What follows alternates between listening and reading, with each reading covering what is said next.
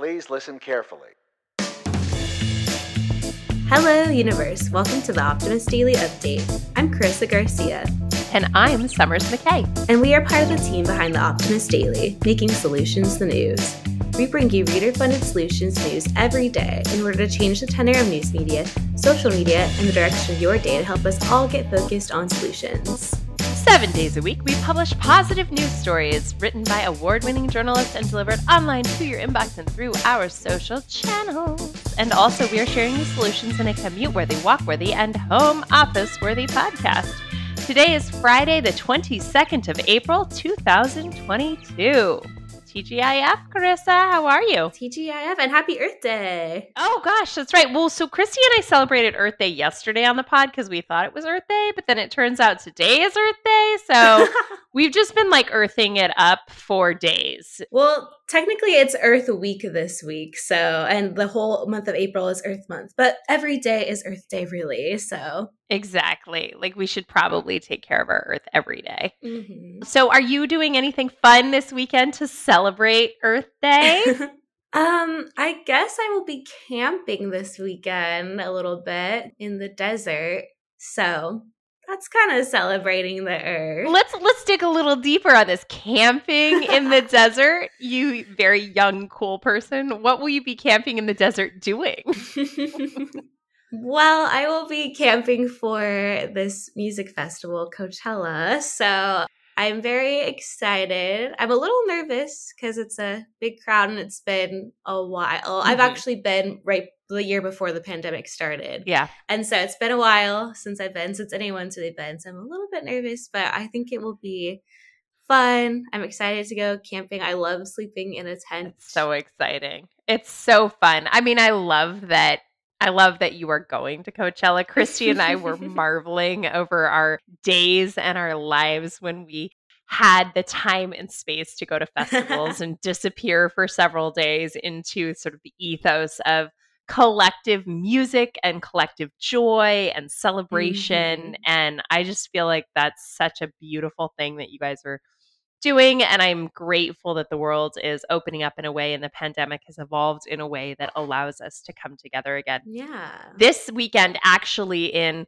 Dripping Springs, Texas, which is the little tiny town that I live in outside of Austin, we are celebrating Founders Day. And Founders Day is its festival in its own right. And I guess it also has not happened for 2 years because of the pandemic. So this will be my first Founders Day. But apparently it is just like why people love living in Dripping Springs. We call it the Drip.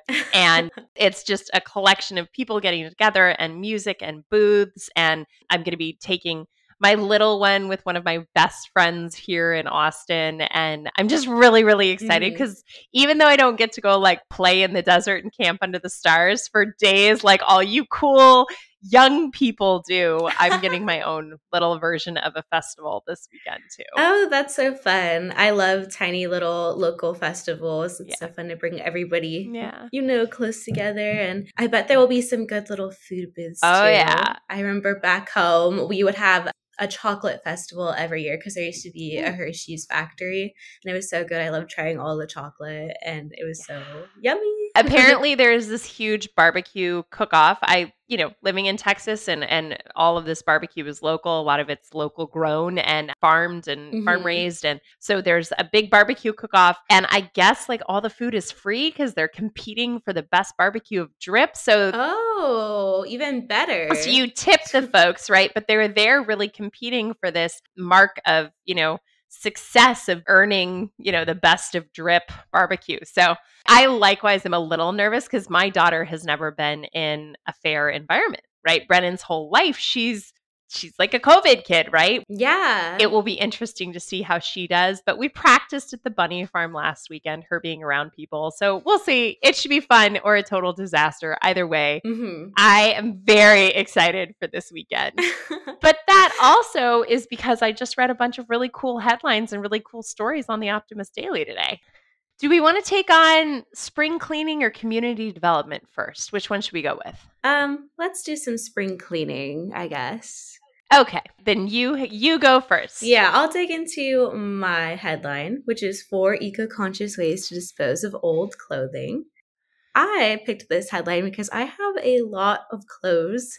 That is one of my guilty facts about myself. I have a lot of clothes, but recently for me, I've been trying to kind of develop more of, and it's kind of a trend right now, a capsule wardrobe, just having a lot of basic pieces that you can switch out and they'll last for a long time. So I've been trying to do that and doing better, but I still have a lot of clothes from over the years that I need to get rid of at some point. I should go through my closet.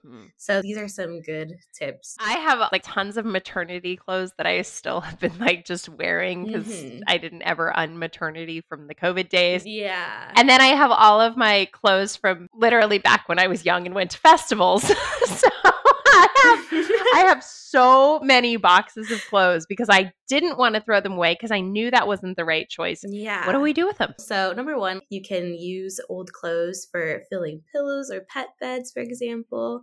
But if you don't have the time or you won't do it, you can also offer your scraps to other online groups or marketplaces.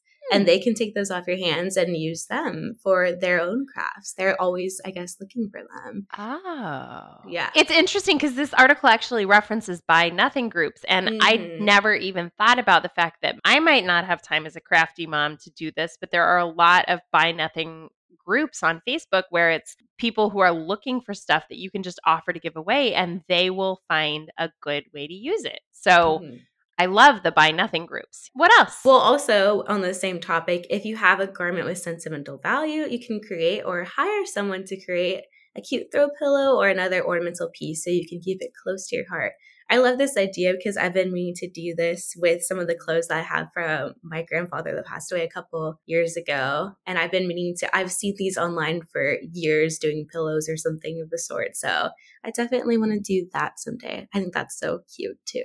So our next tip is just bring back the classic rag. If your clothes are made out of absorbent fabrics like cotton, so lots of t-shirts and stuff, you can ditch paper towels and clean more sustainably by cutting your garment into handy cleaning rags. And our third tip, you can find alternative donation sites. Most clothing donation sites won't take holy socks and ripped t-shirts, but animal shelters might need them to help care for their rescues. Yeah. Or some schools or daycares might put fabric scraps to use for arts and crafts projects. There's probably a lot of local organizations that could use your old clothes, so you can call your local waste management hotline, and they should have a list of organizations that rescue your old textiles. Actually, when we got here, when we moved to Texas, I had a lot of bedding, of old bedding that we no longer needed. And the animal shelters were delighted to take that. So that was a very cool thing. I think that was a tip that we had last year. So that's a great reminder. Yeah. And your very last resort could be to scrap it. If none of these work for you, you can take your clothes to a donation bin as opposed to a thrift store.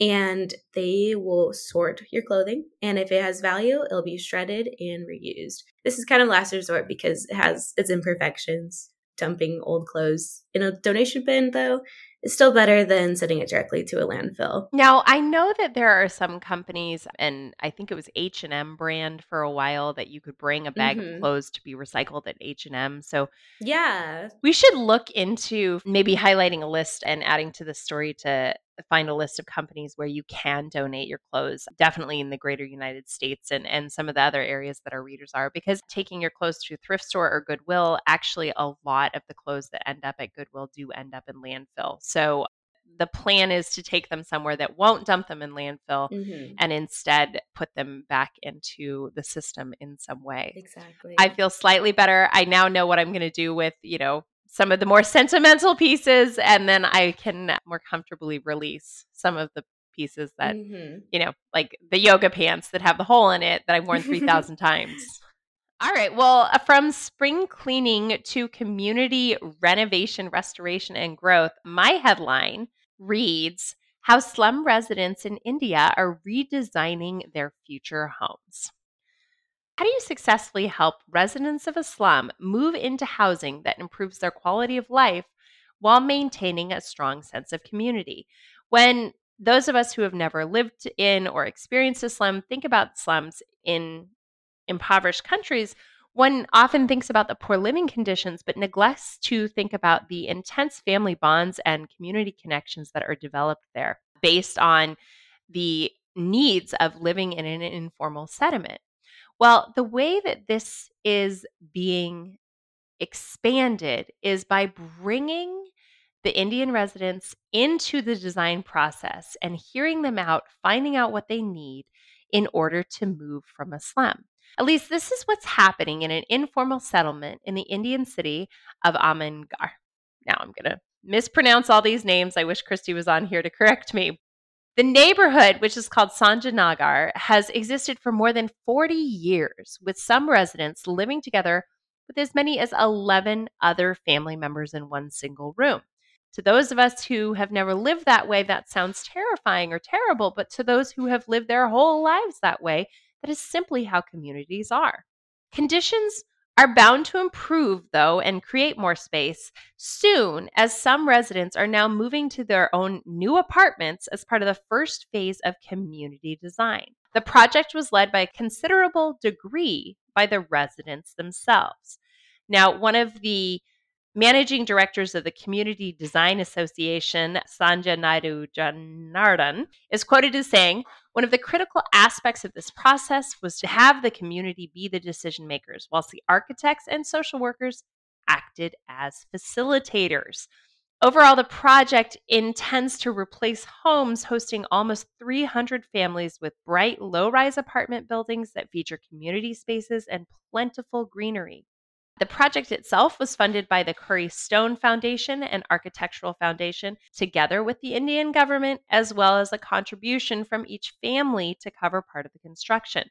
Once again, this is not a decision made by outside forces putting in, but instead a whole community collaboration. Yeah, this sounds like it's going to give a lot of opportunities to the people of the area. It's also giving communities a say. I think we talked about yesterday or the day before about protecting land, indigenous communities being the voice to protect land. Yeah. And giving them the opportunity and the say in how to grow and restore. This is really about ensuring that these communities maintain their relationships and bonds, but also minimize overcrowded homes, increase safety, and increase access to basic amenities like potable water, which previously the slum itself did not have. What this also will give the opportunity for all of the residents of this community is to not feel shame or stigmatization that exists from living in a slum. Janardan tells Fast Company, young employable men and women do not reveal which neighborhood they are from in order to make the cut for a job interview. After this redevelopment, the government will no longer classify this particular neighborhood as a slum, and the new neighborhood will provide not just a safe, healthy, and vibrant place to live, but opportunity for future generations to flourish and thrive both socially and economically. On a personal story, I have a very good friend who grew up in India, and we were talking about co-sleeping, and our daughter, our 2.5-year-old, still sleeps right in the middle of my husband and I. We still share a bed. She has her own bed, but she doesn't sleep there, and I don't know when it's going to stop. Mm-hmm. My friend reminded me that she co-slept with her parents until her brother had moved out of the house and she had her own room, because the proximity, the space, the assumption that we would be in separate rooms or separate places was just not something that existed culturally in her experience. And that was a really beautiful shift for me, and the assumption that people who are living in these close quarters and these tight communities would resent that. So it's not necessarily that community structure that is resented, but it is the lack of access to amenities as well as safety. And so taking care of that, building these communities so that there are courtyards in each apartment building, bridges connecting community gardens, bridges connecting apartments, space for shared childcare. All of this not siloed living, but instead creating community apartments really maintains the robust and vibrant nature of the neighborhood's community prior. So I love this story because it's just a reminder, don't assume that we have the solution. Ask what the solution might be, and the solution can come from the community. Local, individual, indigenous wisdom and community wisdom is often far more powerful than somebody from the outside giving their opinion. So I love it. I do too. What else do we have today on the Optimist Daily? Let's see. Well, some other stories we have today include calculating fairness. BU's new software shows workers their wage gap. 6 ways to support solar energy without buying panels. Study finds the upside to imposter syndrome. And a woman born without a chunk of her brain highlights its amazing plasticity. I'm sure you knew that one was hard for me not to pick since I'm such a brain geek. We know you love the brain. I do. I also love the space stories, how to catch the Lyriad meteor shower this Earth Day. Chris, I'm sure you'll be able to see that out in the desert. I hope so. And then celebrate Earth Day by planting native plants and neglecting them. Also a story that was hard for me not to choose because I love native and climate appropriate planting and I love not raking. These are my favorite things. It's a fun day on the Optimist Daily. It is a fun day here on Earth. We are grateful to be here. We are grateful for all of our listeners. Thank you guys for being part of our mission to change the world for good, sharing one solution-based story at a time. We promise to keep doing what we do, covering current events with accuracy, legitimate sources, and offering you the information needed most to chart new paths for all of us. And we hope you'll keep doing what you do, which is sharing us on social media, supporting us by becoming an emissary, and telling everyone at whatever festival you're at this weekend that the Optimist Daily is your favorite news source. Yes, indeed. Be part of the solution-changing consciousness and addressing our world's biggest challenges with a problem-solving mindset. Let's keep the Optimist Daily free to all who need it, supported by those who can. Thanks for listening, guys, and I hope you have an amazing Earth Day, an amazing weekend. Bye, Summers. It was good to see you today and be on the pod with you. It was wonderful to be with you, Carissa. Everybody, we'll be back on Monday with more solutions.